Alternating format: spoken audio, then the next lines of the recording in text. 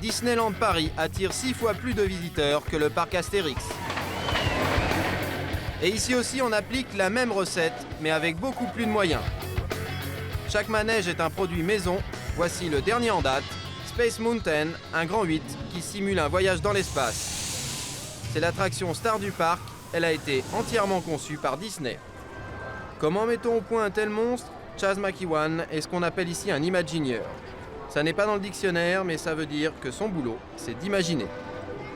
Et c'est lui qui, avec d'autres, a conçu Space Mountain, dans un but bien précis.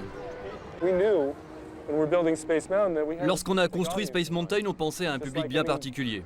Comme dans n'importe quel théâtre ou comme quand on fait un film et que l'on se demande pour quel public on joue. Pour ce manège en particulier, c'était les jeunes adultes qui nous intéressaient. Et ce n'est pas tout. Quand on s'appelle Disney, il faut faire les choses en grand.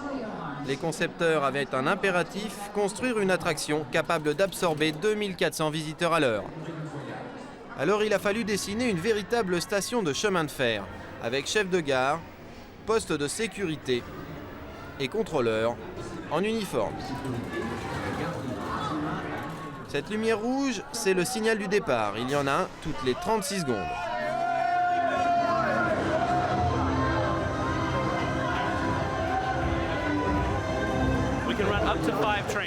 On peut faire tourner jusqu'à 5 trains en même temps. Dès qu'un train part, un autre arrive tout de suite derrière. Là, on n'en fait marcher que 3, ça nous laisse un peu de temps entre chaque. Ça fait pas de mal. Résultat, Space Mountain est l'une des attractions les plus chères du monde. Elle a coûté 600 millions de francs. Et pourtant, ce n'est pas le circuit lui-même qui fait ce prix. Voici la maquette du chemin de fer, le tracé et tout ce qu'il y a de plus classique.